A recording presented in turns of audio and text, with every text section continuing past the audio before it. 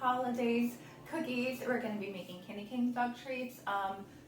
We used to make these when I was little. Sometimes we would make the cookies that you roll out the dough and you dye one white and one green, or you leave one white and then you roll it out and twist it into a candy cane. So that's what we're going to do today, only for our dogs. So for this recipe, you will need 2 cups of whole wheat flour, 1 egg, 1/2 cup of water, 2 tablespoons of honey, and red and green food coloring. I did get all natural food coloring, so just to be extra safe for our pups. Okay, so we're going to mix our egg and honey and water together first. So I'm going to break this open. If you don't know this trick already, I love cracking my egg into a different container first before I put it in into my mixing bowl, just in case a shell or something would happen to get in. We're going to do 1 egg, and we need a 1/2 cup of water.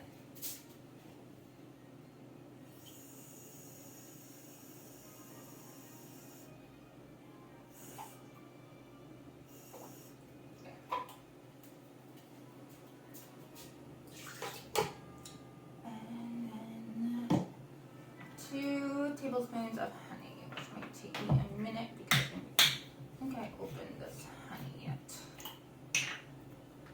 So the story behind this giant honey container is that I ordered 2 little bears of like the normal size honey, and they didn't have it, so they gave me a giant honey, which, like, I guess that saves money. I don't know. I've just never seen a honey this big before.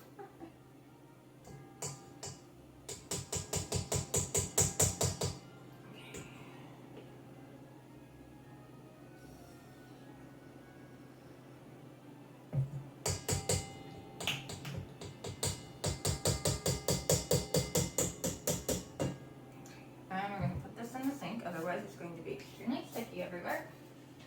Okay, now we're just going to mix this and check one more thing here.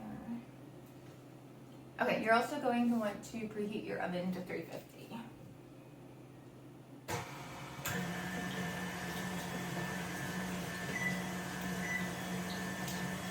Take my hoodie off.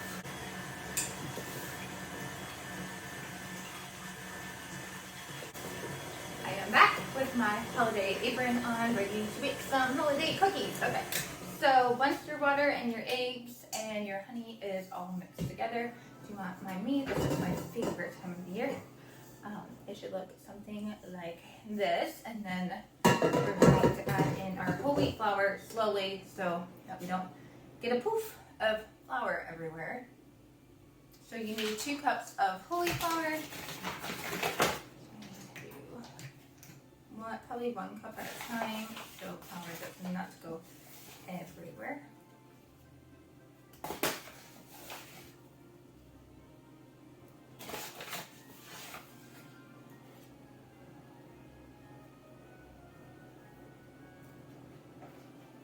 Do this under the trash. I'm gonna get flour everywhere. Just trying to level off. Okay. Okay, now we're gonna start this on a slow setting so that flour doesn't go everywhere.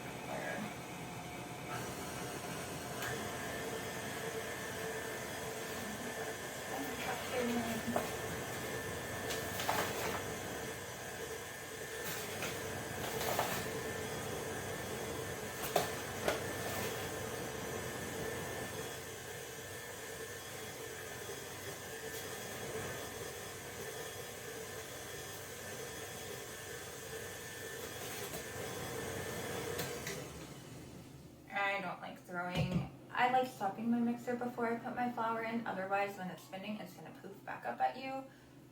So,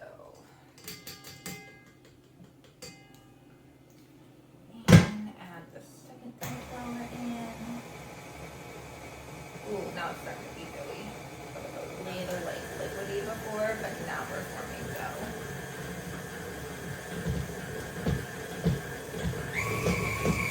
Okay, yep, now we got dough.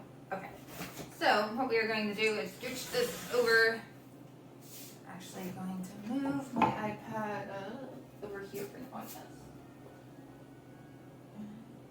So, to do this, we are going to move this. Okay. Because I know this is going to get, like, so I don't want my hands to end up being stuck red and green forever. I'm actually going to try these gloves. I just got these latex gloves from Walmart. It looks like it's a great value for it.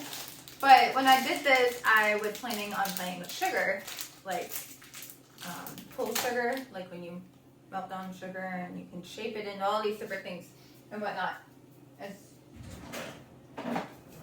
something pastry chefs do. I was supposed to learn how to do it in college and I didn't make it that far, so I never got to play with sugar. So I got these because when you play with sugar, it's very hot. So that's why I got gloves. But we're going to use these for dyeing the dough because otherwise I would turn red and green. I don't know if this will, we'll see, because I feel like this is gonna stick more, but we'll see if this works or not. I wish I just had like normal kitchen gloves, but we will see if it works or not.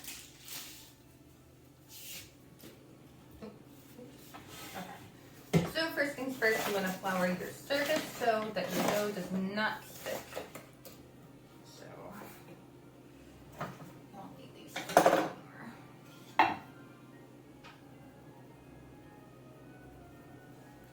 Also want to flour your hands or gloves so the dough does not stick to you. I'm going to push the dough out here. I remember I made these cookies last year and I was red and green for days. So I'm hoping this method works and then you can just clean the gloves. Okay. So first we are going to roll this. Get it a little floury, roll it into a ball, grab some extra flour because it seems to still be sticking to me. Okay, and actually let me grab everything. So you're going to roll your dough into a ball. I'm not used to having gloves on, it feels very weird. But it's kind of nice because the dough's not sticking to me. And then we are going to cut it in half. Okay. So basically, one half will be red and one half will be green, or you can just leave one half like this color if you just wanted it to be like red and white. Only whole wheat flour kind of like dyes your dough and like the whole wheat color. So I'm going to do red and green. That's still a lot of flour. Didn't need that much, but it does need to. About probably 10 drops of green. 3, 4, 5, 8, 9. And they, basically you're just gonna need to like knead the dough so the color gets all spread out and around the whole thing here. Hopefully this works. Oh, can't see. Now it's getting on me, on these gloves, and not on me. Only it is not very green. Might need to add more food coloring because right now we are more of like a yellowish green, but we'll see here.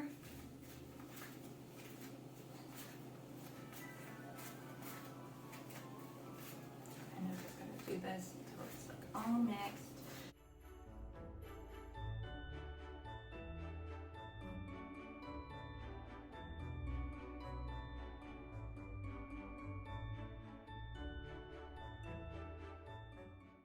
This is green, but this is not the green we want. We want a much darker green, and it's still kind of the other color. Individually dye it green because it's having difficulty doing that. I'm just going to try to dye this one like the right green you want it, and then get the other side green too.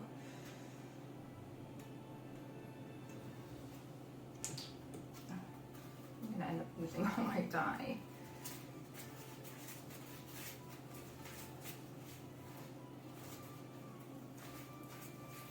There we go, now we're getting greener. Yeah, so it might be easier to half it and just dye the one and then do the other one. Seems to be easier for me because this one just got to like the green that we want. Way better. Yay. Okay, and now I'm going to go wash my gloves before I do red so I don't mix red and green together.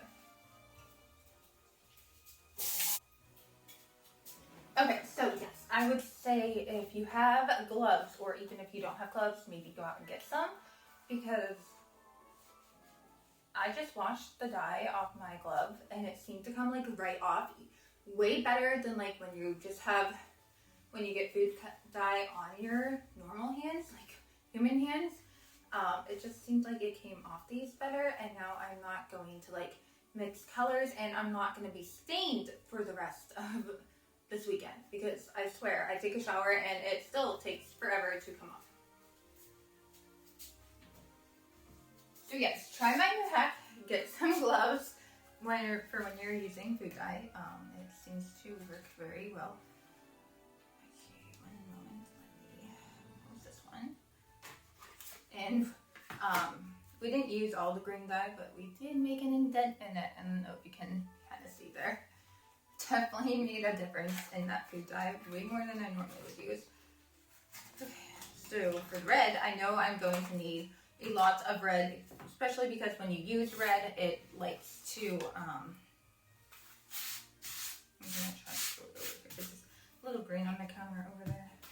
But especially because when you use red, it just wants to be pink and light at first, so we're going to try this.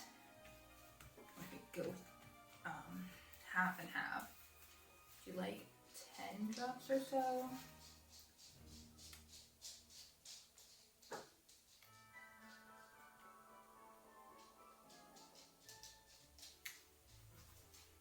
And then come back to it.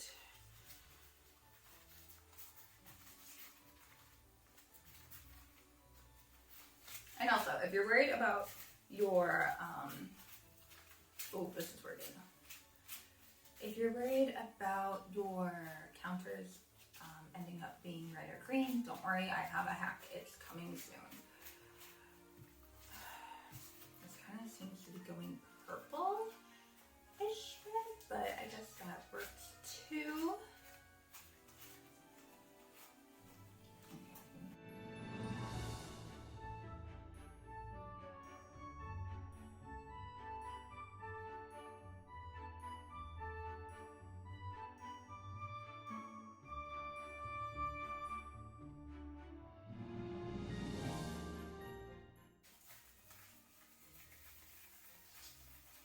Okay, this took like 2. We're just going with this purpley red, but hopefully it will bake out and look nicely. Hello.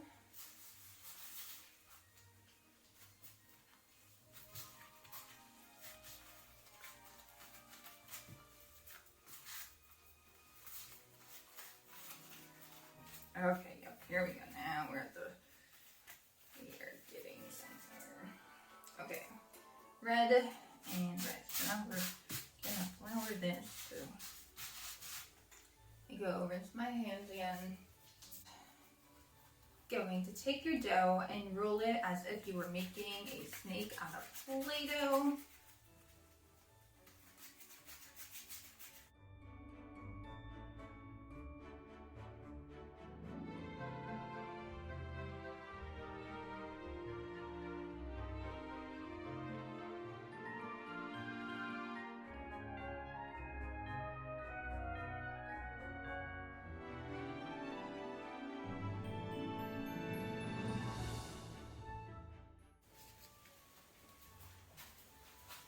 Okay, so in order to make these, you're going to take 2 of your long snakes. Get them to like, I'm just kind of going to twist them together here. We're not going to make cookies this big. I just want to see about how big we can do here. Okay.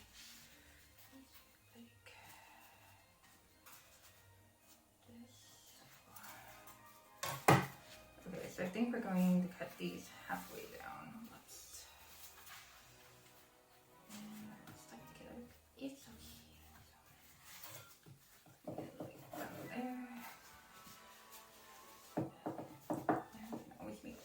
bigger. I'll like flip it and go a little lip and close. Okay, so basically you're just gonna take your red and white and twist as you would as candy canes are. And then when you put it, which way do we want it at the top? Okay, so when you put it on the pan, you'll put it like this, side down, and it will be a little candy cane. And I will show you once I get all of them on the pan. So right now we're gonna time lapse this because it's gonna take a little while. Or I guess I'll show you one more and then we'll time lapse.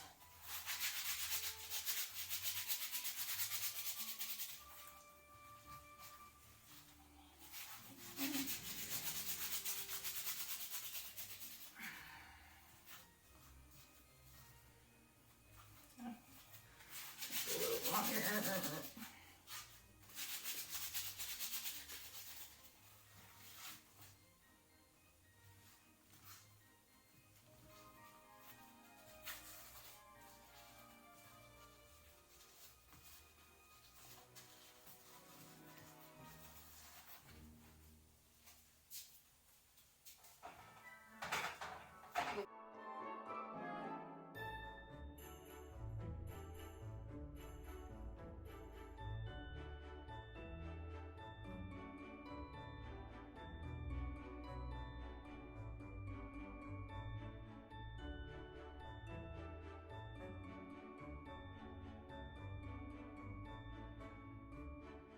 And here are our candy canes. I know the twisting and everything is not that great. I've never been that great at making candy canes, but here they are. And actually, I just wanted to show you, I just put up this cute little We Wish You a Merry Christmas thing on the back of my oven, and I completely failed. I have a garland to go up here that says Happy Pawildays, so it would be in the background, and I totally forgot. So make sure I have that.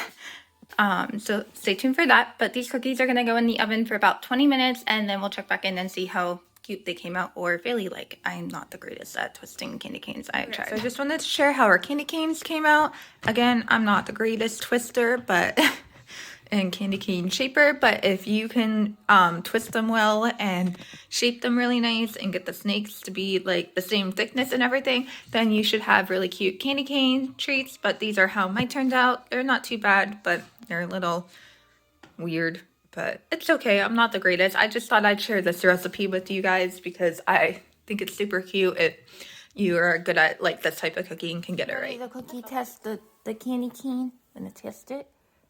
Here, go take it. Oh, okay. High five. Okay. Cookie for Brandy. Go on. You can take it. Go. Goodbye. Goodbye.